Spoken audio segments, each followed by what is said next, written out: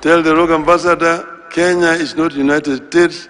Kenya is not a colony of the United States. I really felt hurt when the U.S. ambassador is dancing and praising democracy in Kenya when such rights are being criminalized and described as destruction of property. Keep your mouth shut when you hear. You'd expect that an ambassador who lives in Kenya, who is representing our country in Kenya, must, of necessity, support that country. You want to tell a rogue ambassador, leave Kenyans alone. If it was said that the elections were not fair, he would have said, oh, that's a beautiful speech. Odinga prepare for another, explosive speech by the deputy president. And this katiba that we have is a product of Mandamani. Even more worrying is the continuing duplication of functions.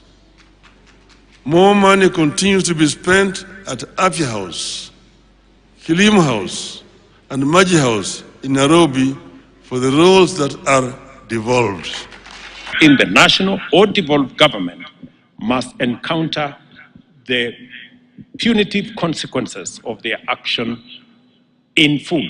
Corruption has also remained very big at the national level. So the national level has no business talking to you about devolved corruption.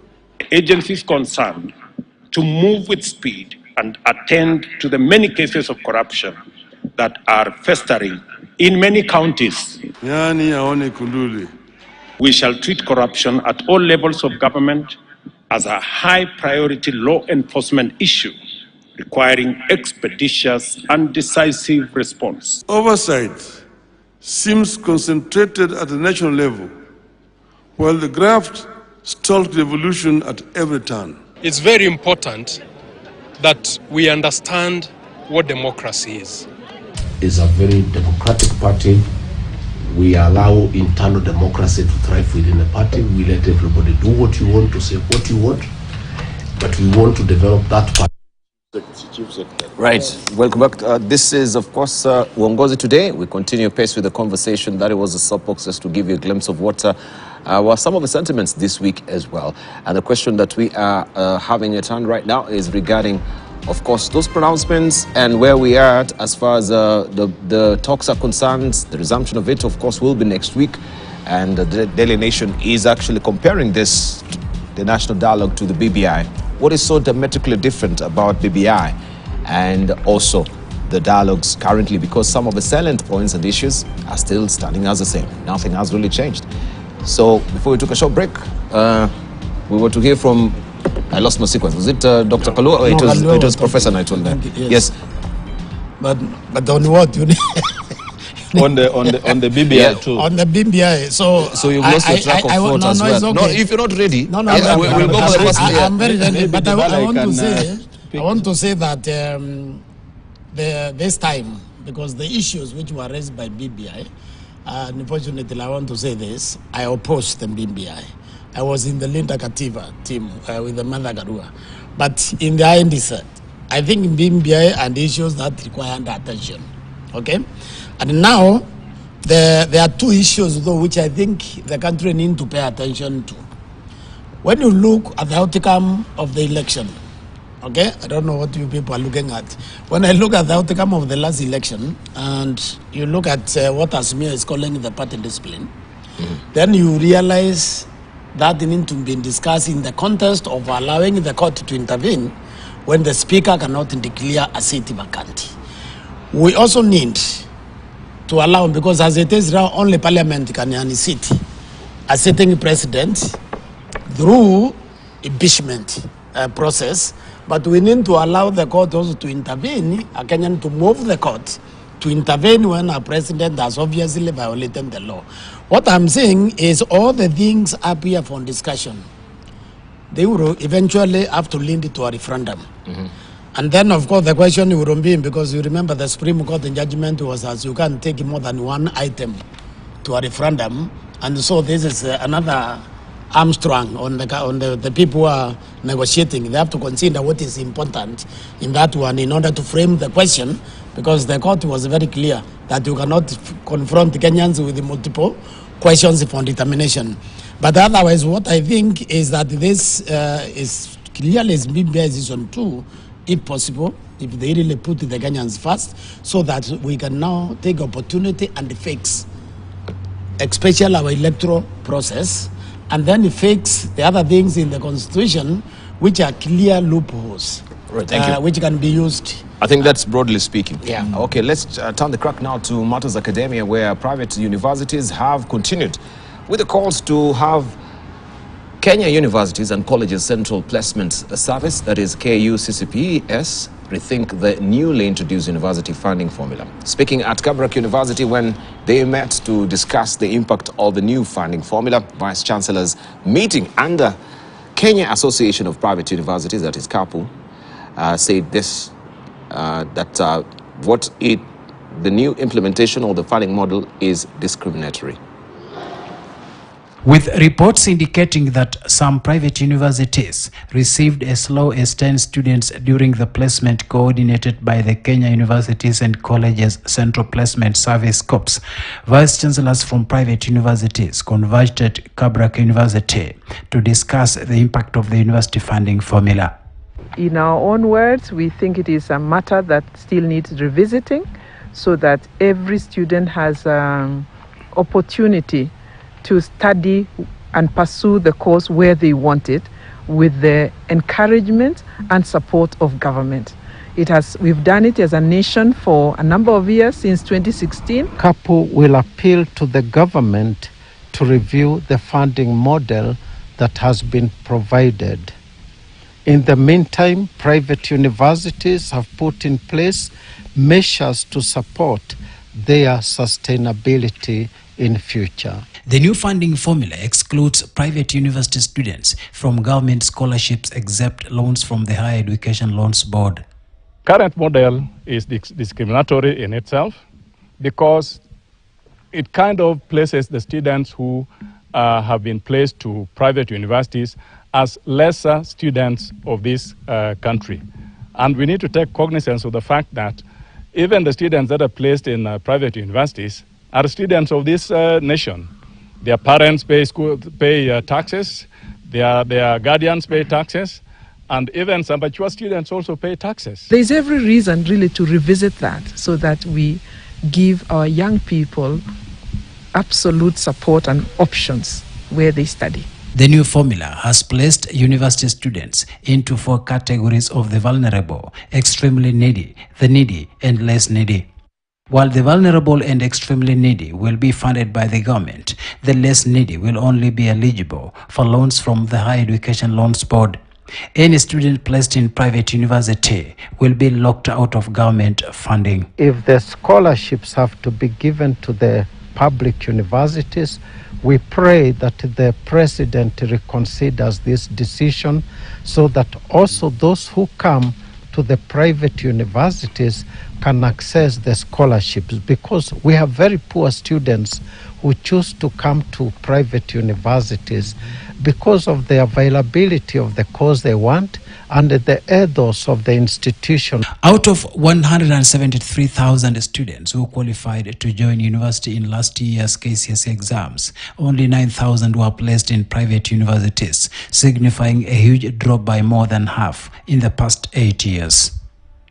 Shadrach Miti, KTN News.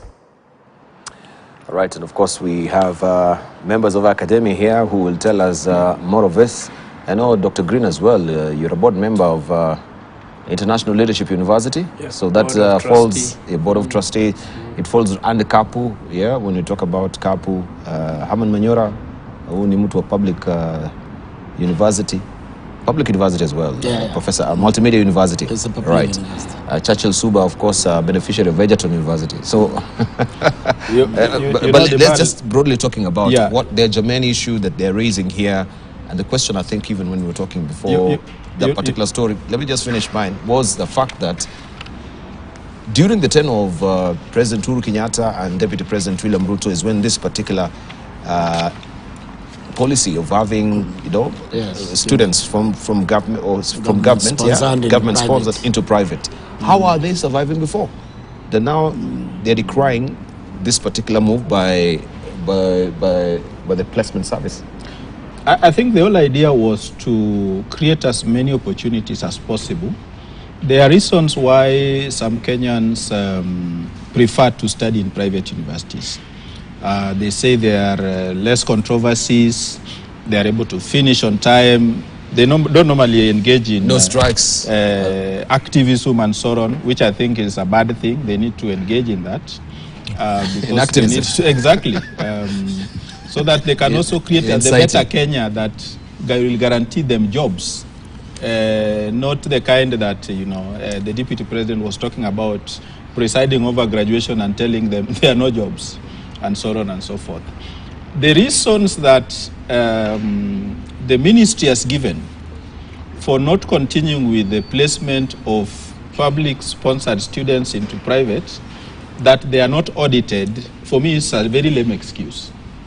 If you have funded an institution, whether it is private, you ought to audit the resources that have come from the public coffers and gone to support. So I think that if the situation is still such that there is need to expand opportunities for as many Kenyans as possible, be they in public or private entities, refusing to continue with the support purely on account that they are not being audited.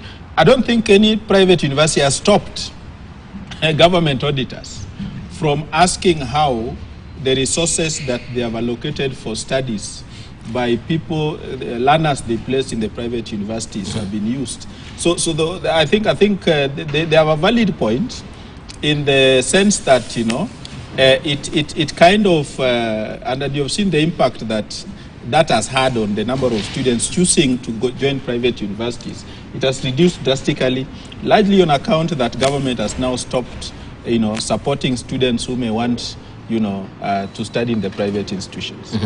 Right. Professor, I actually think that they are missing the point. I think they are not seeing the dynamics which have been brought by this model. This is what the government has done with this model. It hasn't defunded the university. It hasn't gotten out of funding the university. When you look at the amount the government is giving to the larger majority of these students, those are loans to the students.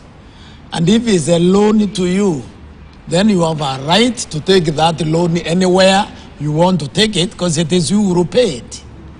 You understand? So these students in the future, they are going to choose more private universities than they choose the public universities, given the advantages of finishing early. The advantages also, some of these private universities are very invested in equipment, in good lecturers, in a lot of things. So they are not seeing this. This model finally is going to be more beneficial to the private universities than the public universities, finally.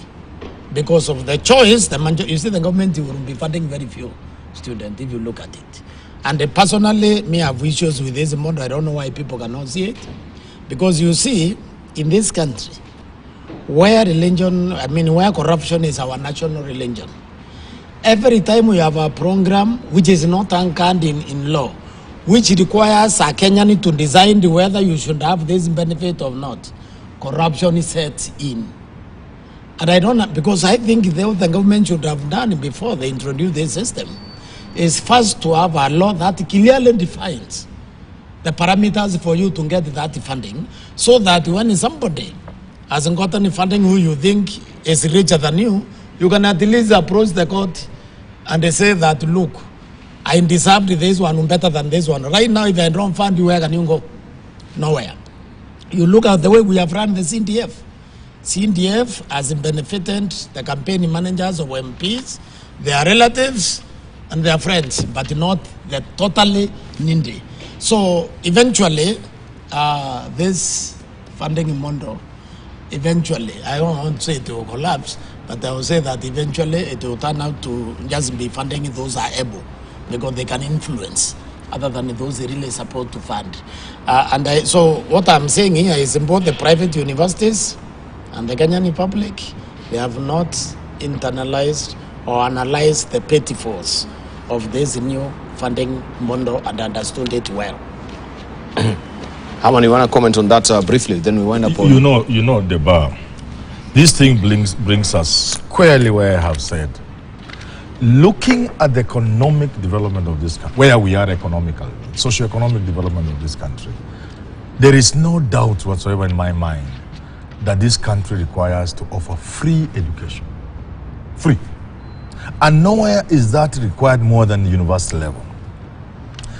This funding model will make students drop out of university. I said last week, students have been dropping from high school and even becoming prostitutes and whatever, they become drug dealers. You now want to create university dropouts, people with intelligence, people who will be bitter with society that you have curtailed their dreams, and we shall pay for it. They will come after us. But let me also point out, Churchill, it's not true that government is not admitting people into private universities. The students are free to choose where they want to go. Yeah. And the government will give you money. What the government has done has been to classify students into 4 categories for the purposes of assisting them, whether by help loans or by, sponsorship. So these 4 categories that show essentially to establish how needy you are. Vulnerable, needy, less needy, very needy, whatever that's English, But the idea is, are you deserving of the government assistance? How needy are you now? Churchill Soba. It will be a contradiction for you to go to a private university and then stand up and say, I'm needy.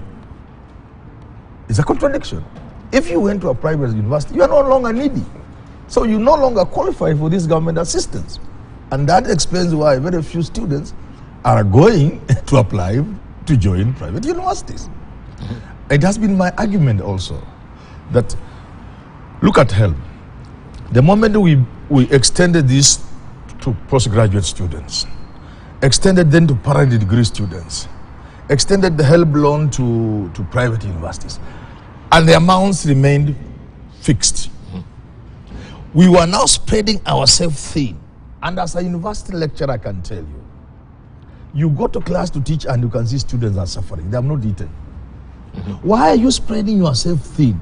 The whole idea of assisting a student, whether it is scholarship or whatever you want to call it, is that you have a student who was qualified and his poverty, socioeconomic status, will deny him education. So we are giving you support because you are needy, you can't afford. It cannot be the case that we extend the same support for everybody, including those who are needy. And that's why students will not go to private universities, because they will not qualify. Because you cannot be needy, vulnerable, very needy, extremely needy, if you are going to a private university. So that's how it is. But the bottom line is what we must talk about this country. How much money do you need to support university education in this country? And while at it, let nobody lie to us, because those who are telling us don't want Africans to get education, and they know why. It cannot be the case that everybody who gets C+ will go to university. We had better, instead of 180, this time it was 180 something thousand. Let's be honest, let's bite the bullet. The government has better give free education to even 40 or 50,000 Kenyans per year than give fake education, useless education that is eventually, through this funding model, going to lock out even the bright students. Because a bright student admitted to do medicine at the University of Nairobi or Moi University, wherever it is, even that little the parent is supposed to cater for is too much for most parents. And that's why we are going to have students qualified to do electrical engineering, qualified to do nursing, qualified to do teaching, who will be locked out of university because the portion you are supposed to cater for, even after you've been sponsored, is still too much. And that brings me down to my basic, which I'll die with.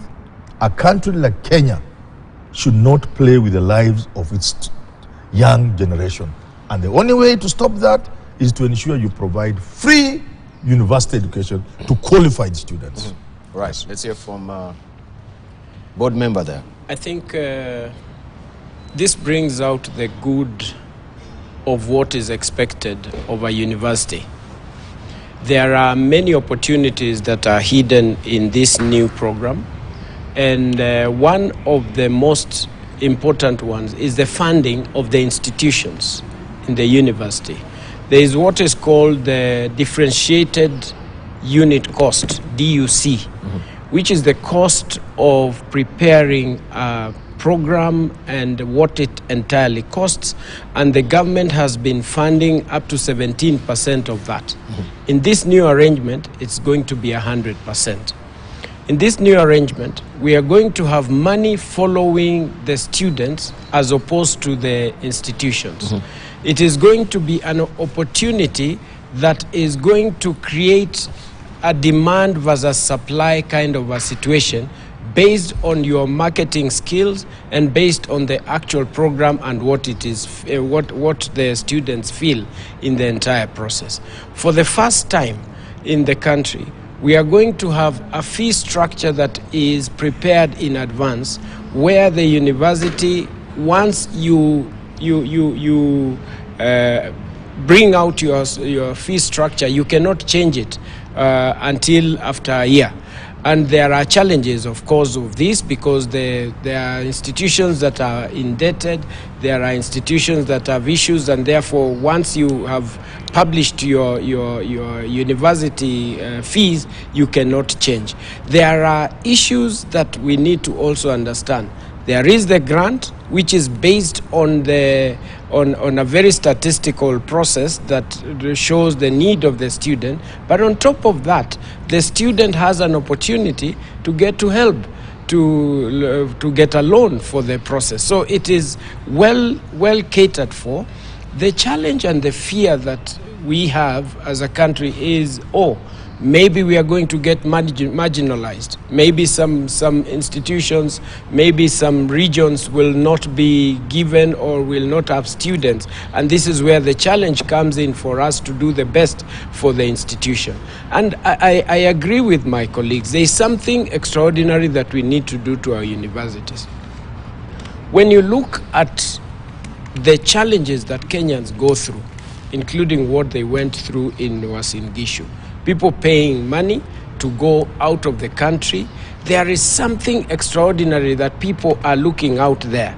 And we need to analyze and ask ourselves, is it because they don't have trust with our education? Is it because they just want to travel out of the country because of opportunities that are out there?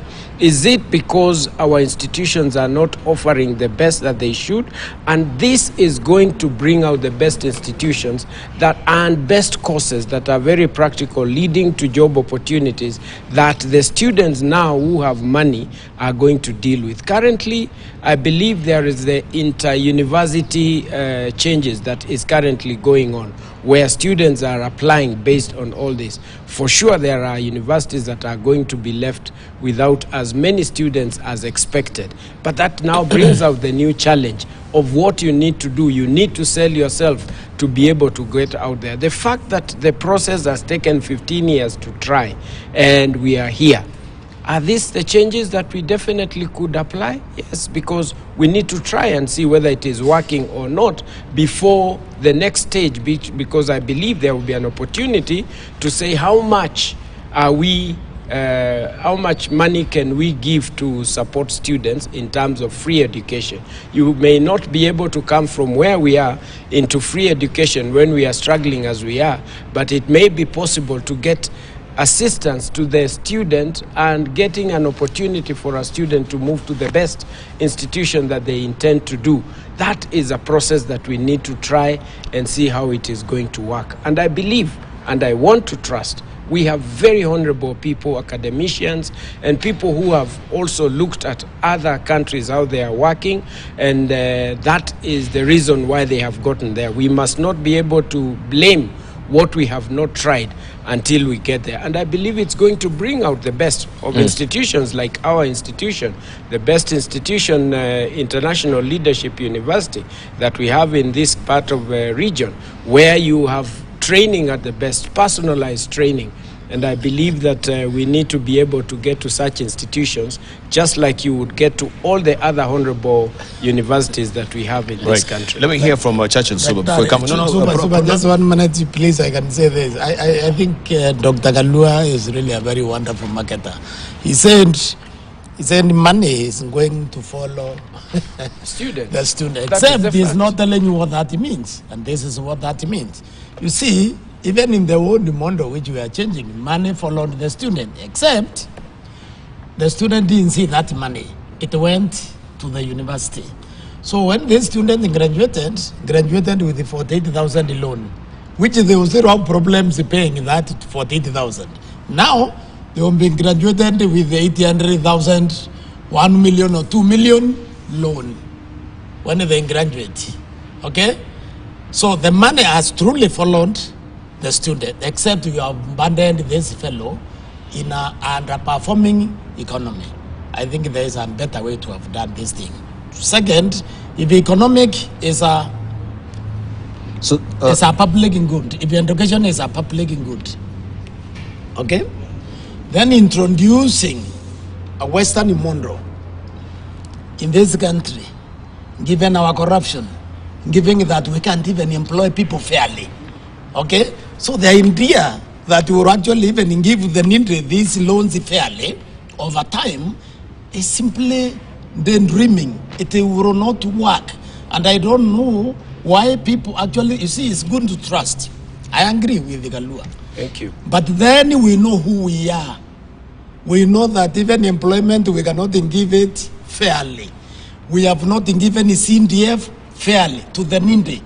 So why do you think we will give? And the repayment of that loan within within 6 months. But the bar, just a second, the bar. Are you given even that opportunity for you to? And you not get a job. Yeah, you are not. You're not assured of any. Yes, you're not assured of any job. The bar, just you know. But let's have no. To be fair to Churchill, I think just a second. Because everyone says it's a second, and it's not really a second. Let me just get to Churchill first, then we'll come to you. Please. Okay. You know, Prof has said a very important thing. Huh? How you end up giving everybody some money somehow, but which is not enough. If you look at how the bursary scheme has been messed up under the National Government Constituency Development Fund, because MPs are in charge of it, they claim they are patrons, that they are literally running the fund. Yes. They want to be popular with everybody. So what do they do? At most 5,000. Yes. 2,000. In some instances 2,000. Yes. Which can only serve for transport and maybe pocket money. You have not paid the fee. Yes. And that is the danger we see with this system, the new model. And the cartoon here has captured it very well. That will create a situation where the student from a poor family, who definitely seems to be suffering from some kwashako at a very advanced stage, tattered clothes, stitch all over the place, is being screened to see whether they can afford, while the wealthy students drive past. And you can see the barrier is tilted to stop the poor. So this is what, because the questions we need to ask is whether in coming up with what the government calls scholarship, which in my view is a grant, and then the loan, that the allocation to the ministry or to the universities in general has been increased manifold. Because if that has not happened, then these fears will remain, and this will become the reality. If the government, because I've been asking myself, where has government all of a sudden gotten the money to be able to, first of all, set aside very generous amounts as scholarship and equally generous amounts of loan under the Higher Education Loans Board? We know that even as we speak now, that money is not in the budget. The money that is allocated to the Higher Education Loans Board is not even enough. So what do? They look at the number of applicants and they award loans on a pro rata basis based on a very artificial classification of the, the very needy and so on and so forth. I did not understand even how the government was able to allocate numbers to those categories of students even before they apply. Because it is when people apply that you can objectively assess their level of neediness and therefore allocate resources based on the information they are provided. Now, it is because of such that, there is all this concern, and these concerns are not far-fetched. They, in my view, very genuine, that if we are not careful, we are going to leave university education to those that can afford it, and then, the education will not be the equalizer. Yes. Alongside taxation that we discussed earlier, it is education and taxation that are supposed to create some level of equity. Education and health. Exactly. So that the poor can leverage on their talent, on their academic prowess, and rise to the ranks that, that will enable them to lead decent livelihoods. Debal, I want to send us to a letter, just for a minute, a message that has been done by Professor Daniel Mugendi Njiru of Embu University, a gentleman that I hold in very high esteem. I think he has also demystified the process and demystifying the myths around the new higher education funding model. It's a good read, and I want to recommend that we look at that, because I think we are complaining in the standard, and it is on page 18, where the burden has been lifted from the household and getting better, and systems that how the process has been done. It's something that I recommend, and I believe that Professor Mugendi Njiru has done a very good job in bringing out this. I've read about the bar. Demystifying the myths around the higher education fund model. I know he's a supporter of the new model. I've read it. Yes, he's a supporter of the movement model. He's the Allow chair. me to say two Because he's the things. chair. Yeah, and You see now, it justifies. I read it and I said, okay, this is I coming also from read the it. chair. Allow me to say two things without bothering what this guy wrote about. And there are two things. Number one, loans to students is not a small matter. Today, it is a big discussion in the United States of America. With Biden trying to write off some loans and people raising dust about it. In the UK, in the past, it has led to student riots and so on. So student loans is a sensitive issue. The second thing I want to say is this. Let us not be very capitalistic in the way we look at things. Because America is a great nation. Right? America can afford to throw bombs on the rocks in Afghanistan and Iraq and everywhere and spend billions, if not trillions, of US dollars. But the same country cannot offer health to its people. You can die in America because you don't have an insurance. That is capitalistic. It's not that the country doesn't have the money.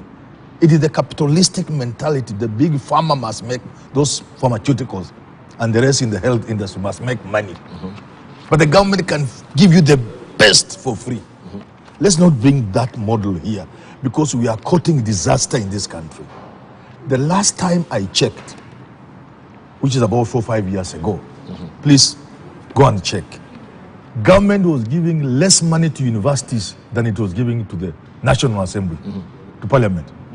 Less. Today, as I talk to you, Parliament gets about 44 billion shillings to cater for overgrown babies, about 450 of them. You cannot convince me, and I will refuse even to listen, leave alone to be convinced, that we cannot put aside 100 billion to give university students free education in a country that has a 3.7 trillion budget, when the same country, the same government, can put aside almost 50 billion to give to Parliament. You cannot convince me. It is therefore not that it is too much money to give free university education. It's not that the money is not there. It is the capitalistic mentality we have. And on this table, please, let's not talk about this funding model. I am assuring you, just like Professor here said, no Kenyan can believe that if we leave it to the design of certain individuals. So should we say that the whole presidential working party did a sloppy job on this? Of course, they didn't know what they were doing. They went fast, they represented the report. They didn't understand that thing for the second time, they've not. Anybody talking about let me tell any you funding, this. just a moment. Yes. Anybody talking about funding in this country is not open to the danger of two things in this country. Number one, the state of unemployment in this country is a time bomb. It's a really time bomb. And now we are making it worse. We want to have thousands of students every year drop out of university. Intelligent people, somebody who was pursuing engineering, he has been forced to drop out of university. These people will slaughter us in the streets. We should be very careful. About that party, you see, university does not admit underage. We admit adults. Yes. Okay? Meaning that their parents have no obligation, no legal obligation over those adults. So this party, how do they go over this Article 27 is of Article 1? Every person is equal before the law and has the right to equal protection and equal benefit of the law. Meaning that categorization of Ninde, extreme Ninde, is actually offense this article. Okay? How did they go over this article? In order for that, me, I'm surprised actually nobody challenged that model. Yes. Because... But in what context are we reading this article? Which we are in the context, 27. in the categorization, Article 27, when we categorize that in Ninde, extreme Ninde, not in Ninde. That not in Ninde is being discriminated under this article. Because that not being based on what? Your wealth. It's not your adult child wealth. Your adult child is 18 years. You enter university at 18. So what you are is not wealthy for this person. This person belongs to Kenya and has all the right provided. So we are running under the assumption that now you're over 18. It is not the sole responsibility of your parents. No. To be taking care of you. Exactly. So we should judge you from the capacity of where you're starting. And the launching law part is zero. Is zero. And what the law offers for everybody. You. If a parent decides to support you, it is their wish. Goodwill. But what has the civil society been doing? This is something you should have moved on to court to challenge in the first place. If this particular issue of but I'm happy with these developments because we are now opening Kenyans' eyes and consciousness is being raised, and the revolution will come faster. Now, yes, ask what. But ideally, even if I'm 18 years of age, yeah. I mean, you don't expect me to. If you interrogate me, if you interrogate these things, teachers at the university. I agree. And I'm telling you one thing, Midiba. Although I am very passionate, you can see I'm talking from my heart. Students are cooking in the hostels. Students cannot afford university today. For the first time. But going with what premises is actually where I teach and the other places. When they raised, the University of Nairobi raised fees last year, 2 years ago. For the first time, there are positions that have not been taken by students who are offered those positions. Regular students, government-sponsored students. You move fees from, I don't know, 18 or something to 53. Many have not taken. You go to class and you can see students are harassed. They are hungry, they are yawning, and they leave class. And therefore, I'm passionate and I'm talking from experience. A student is involved in the serious business of learning. They need to be taken care of. If we cannot take care of 180,000, let us take care of the number we can take care of and fund them adequately. But realistically, even if you're going by the Constitution and you're reading this article to us, I mean, even you in your household, you know your 18-year-old is not yet ready. Yeah, but that's so how then should we? He's not yet ready in terms financially. He's not building any base. He's starting off his life. What he's saying in America. Let me clarify this for the viewers as a supporting. It is an offense in America to indicate on an application for a job or anything like this, if it is a government thing like this, funding, to indicate your race, your sex, blah blah, including your economic status. It is an offense. So classifying people in terms of certain categories for the purposes of expanding government favor for assistance is discrimination. It's unconstitutional. All right, it's unconstitutional. Okay, no, please, could we let's hear from. First of all, I want to give my professor some handkerchief apanguze machozi because the passion. I really love people who are passionate as my professor is. You need to have things in heart so that you can get going. And no clever person would go against what Prof is saying, that there is need for free education. Students are going through a lot of challenges. Students are doing crazy things for them to be able to make it to have their degree, because we have turned the life cycle and the job opportunities to be focused on that. So there is no way I can try to go against what he is suggesting of free education. That is a fact. What I believe that the team has now done, and we need to consider, is that for the first time ever, we are going to have the best institution based on the fees that they are charging, which they cannot change based on their economic conditions at the moment. For an entire year, you cannot do anything. So you are well informed, based on the region, based on the programs that you are doing, based on everything else that is going. It is a process that I want to believe, and I'm as passionate as Prof is, because I give credit to those who have been working on 15 years. They say that they've implemented this. I respect, when you look at the team members, I believe they are as passionate as Prof is, and all of us here.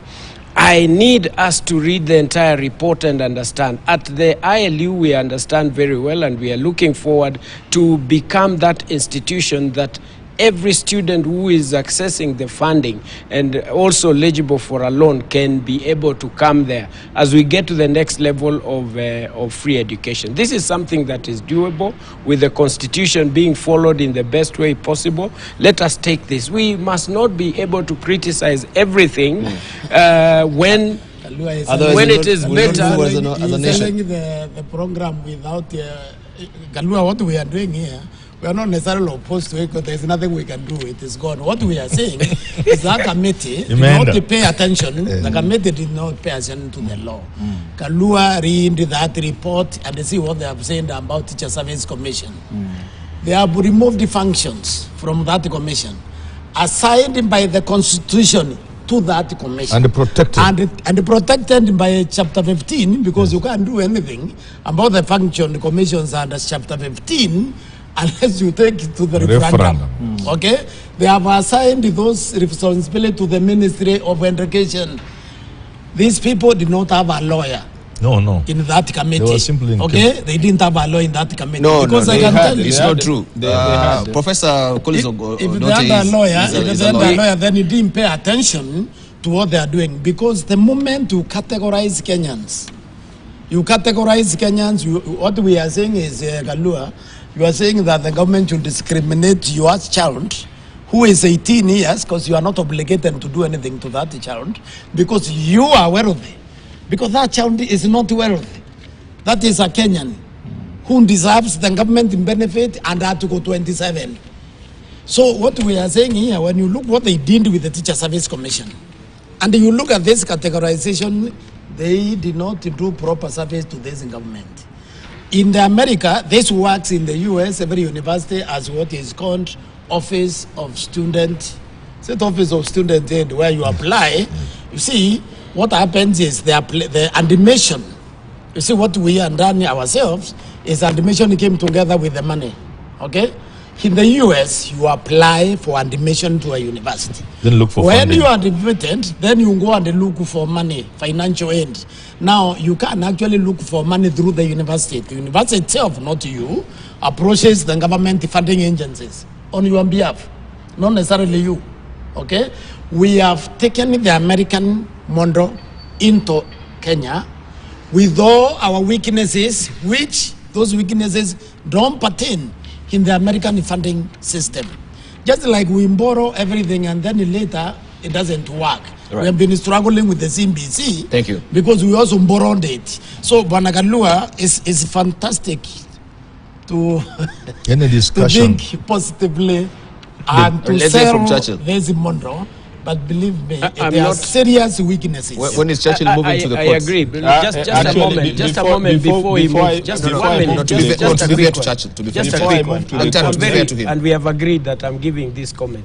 What I would just want to correct and help us to understand You agreed on this to give, is, yes, we agreed with him. So to mention that there was no lawyer, I think No, the no, I'm government has just got... wondering whether there was one. Okay, I'm not okay. saying So that I think there was this is no a lawyer, good because I discussion don't then. know. This is a I'm good wondering whether discussion there for was them to one consider. because Prof. of the TSE, Hang on. the Teacher Service Commission, and this categorization. Let me read more grounds for going to court and to challenge this categorization. You see, the prof read Article 27.1.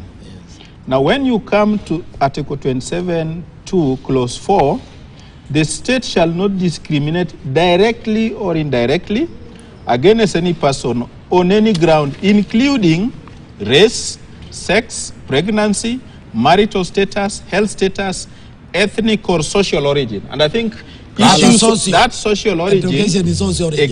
Exactly. And people's levels of either parental poverty and so on is part of that. Now, if you tie this to number 27.1, then you have very, fertile ground, a very strong case against the state for attempting to discriminate on Kenyans who are, by the way, are being forced to pay taxes, irrespective of, when it comes to taxation, the government does not care about your social status. It is VAT 16%. Yes, for everybody, across the board. And so when it comes to the funding. Now, when it comes to funding, then they are shareholders. Then we are being told about shareholding. Kenya becomes a company where only shareholders benefit. And we must tell the directors of this shareholding company called Kenya that they must not discriminate against any land. On any ground. Failure to which people will have no recourse but to go to court and challenge some of these provisions I think you should prepare already to go because they're implementing this. Is already under implementation. Yes. So I think the court needs an opportunity to pronounce itself on this article. Because what I'm seeing is that it's not a crime to be rich. If your father is rich, I wondered myself, maybe because I thought crime. maybe it's me who's not really understanding it. That's it. Yeah. That is like And on the metrics they're using, Yes. very needy, vulnerable, and what was the other one? Those needy, vulnerable, yeah. Not very needy. Not needy at all. So There's also not needy at all. Yeah. Not very needy. Yeah. Yes. Those semantics. This discussion, I'm telling you, must necessarily take us back to towards the end, I think 1980s. This is a product of IMF. It is IMF. Who convinced us wrongly, and we have had time to see that do not give anything free. The structural adjustment programs. Pay as you eat. Pay as you earn. So, Prof, in this case, we forgot the sort of economy we have. Stomach, industrial. Yeah. In this case, we forgot the sort of economy program, like and the socioeconomic status we are in. So, we took the university student and put him or her at their own. Say, you are on your own because IMF has said. You get it? Now, that student will have to chase what to eat 80% of their university time. And they are lucky to spend 20% on academics. Because we listen to World Bank and IMF. Haven't we had enough time for us to review this thing and see it is not working? And we do what is necessary. Because, let me finish by saying this, and I've mentioned, but let me repeat. The world, especially the West, they know Africa has come of age. And they will no longer exploit Africa because of the youthful, educated population that Africa is having now. So the thing you want to do is to destroy education in Africa so that you do not have a questioning Africa, so that our resources will continue going to the West. And that's why they are convincing us, thank you, when they can't even do in their own countries, that this country can afford to educate 180-something thousand every year at the university. Thank you. Let us educate even 20,000. We need and give them free quality education. Because those 50,000 we shall educate will create opportunities for their brothers who didn't join university. Thank you. Thank you so much. Let's hear from Dr. Green, your closing remarks. We took all the time to talk about MEG and forgot to talk about the devolution, the power of devolution. But it was under the ambit of devolution. Yes. So I am saying that I am hoping to see the resolutions arising from the devolution. I am following very keenly, and actually my article this weekend may be on this subject, and I look forward to progress in our country. And let us focus on what is positive, even as we deal and manage our politics, so that our great nation can go to the next level. Right, Chacha. My closing remarks relates to the apparent lack of transparency in the housing project, the affordable housing project. And I think the announcement by the Principal Secretary for Housing that as many as 17 contracts have been awarded begs the question as to when and whether in the first place those contracts were advertised. He has gone on to say that more have been advertised without even the details of when they were advertised. It is similar to what I see in the Hustler Fund, that until and unless the Cabinet Secretary speaks, there is no office, no known office, where a Kenyan who is concerned can go and raise questions in relation to Hustler Fund. So we want to demand, as civil society, greater accountability in the affordable housing project, the awarding of tenders, and we want everything to be done publicly to the satisfaction of all Kenyans who are now being taxed to fund this endeavor. Thank you. Your closing remarks. Yes, as we implement the new funding model, I wish that they develop rules and regulations, if not a substantive law, to guide the implementation, so that there is transparency and accountability in funding the people that they will fund. Right now, as it is, implemented the way it is, there is nowhere you can raise a complaint as an affected person. We need a substantive law and the rules to regulate this process if it's going to be beneficial to the people of Kenya. Right, thank you. Finally, two things, but very quickly. One is on Eldoret, the conference. It's a show of opulence. It's a show of opulence. Opulence, a lot of waste. And I tweeted and said, Raila Odinga is not sensitive to the cries of the people of this country who are suffering. So is William Ruto. They should not have attended a conference where people show the stomach how much money they have eaten. The second thing is about this housing contract. This is a scam. Government does not need money to construct houses. What government needs to do is to avail land to private developers. And remove taxes. Simple. Government should not spend even 1 shilling. There is so much free government land, not land to buy, through government policy, where if you are allocated land, you are given internationally 48 months or thereabout to develop as per the plan and as per the allocation. If you have not allocated, it is repossessed. Thank you. Given to Churchill, a developer who can develop under certain arrangements so that it is not a free for all. It's not market.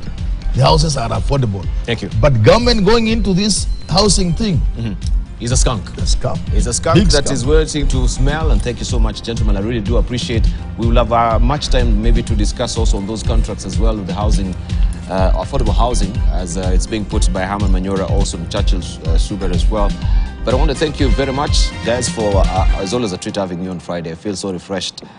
Diverse views and, of course, also turning out some of these things like the Constitution.